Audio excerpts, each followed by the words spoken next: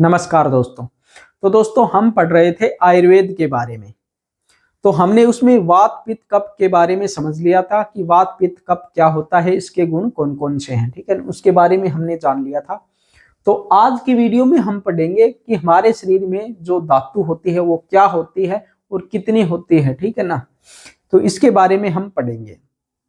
तो देखिए, सबसे पहले मैं आपको बता दूं, इस चैनल पर आयुर्वेद की बिल्कुल ABCD से लेकर के टॉप लेवल तक की पढ़ाई कराई जा रही है। इसलिए जो लोग भी आयुर्वेद सीखना चाहते हैं वो इस चैनल से अवश्य जुड़े। तो चलिए स्टार्ट करते हैं। देखिए, सबसे पहले बात करते हैं कि धातु होते क्या है। ठीक है ना, धातुओं का नाम आपने सुना होगा कि हमारे शरीर में धातुएं होती है, 7 धातु होती है, बहुत बार आपने सुना होगा। लेकिन आखिर ये होती क्या है चीज धातु? देखिए, शरीर की वह मूलभूत संरचनात्मक और कार्यात्मक इकाई है जो शरीर को बनाए रखने, पोषण देने और उसके विकास के लिए आवश्यक होती है। ठीक है ना, धातु शब्द का शाब्दिक अर्थ क्या है? धारण करने वाला, अर्थात वह जो शरीर को स्थिरता और समर्थन प्रदान करता है। तो ये धातु की क्या है, पूरी डेफिनेशन हमने आपको बता दी। अब आगे है कि धातुएं कौन सी होती हैं, कितने प्रकार की होती है। देखो, धातु 7 प्रकार की बताई गई हैं। हमारे शरीर में ये 7 धातुएं पाई गई हैं, जिसमें पहली है रस, फिर दूसरी है रक्त, तीसरी है मांस, चौथी है मेद, अगली है अस्थि, फिर मज्जा और शुक्र। ये 7 धातुएं हमारे शरीर में पाई जाती हैं। अब बात करते हैं कि ये इनके बारे में हम डिटेल में पढ़ते हैं कि आखिर होती क्या है। देखिए, इनका कार्य भी क्या होता है, इनके बटने गढ़ने से हमारे शरीर में क्या प्रभाव पड़ता है, इनके बारे में भी हम जानेंगे। लेकिन जब इनका, ठीक है, स्पेशल इनके बारे में जब चैप्टर आएगा तब हम इनकी ज्यादा डिटेल जानेंगे। आज सिर्फ इनकी डेफिनेशन टाइप में जान रहे हैं कि आखिर ये होती क्या है, सिर्फ इतना ही आज की वीडियो में हम जानेंगे।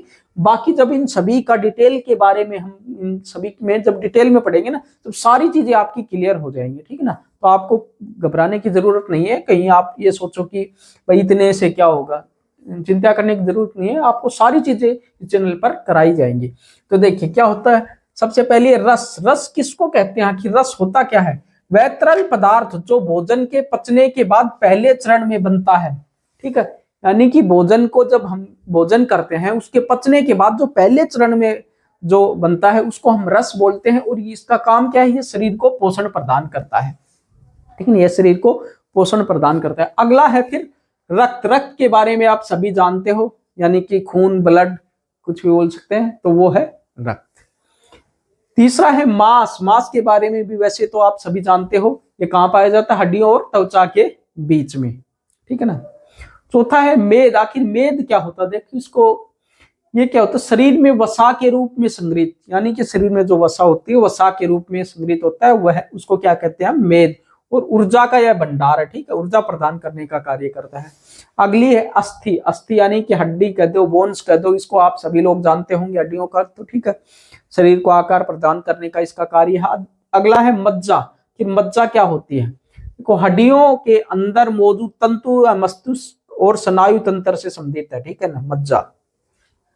अगला है शुक्र। शुक्र के बारे में भी आप सभी लोग जानते होंगे। शुक्र यानी कि वीर्य, जो शरीर जो प्रजनन क्षमता में काम में आता है। ठीक है ना, तो ये होती है आयुर्वेद के अंदर 7 धातुएं जो कि अष्टांग हृदय में बताई गई है या फिर आयुर्वेद में बताई गई है। तो यहाँ पर हम अष्टांग हृदय में जो बताई गई है, पहले हम अष्टांग हृदय का अध्ययन कर रहे हैं, उसके बाद में आपको चरक संहिता वगैरह सारी बुक आपको यहाँ पर कराई जाएगी।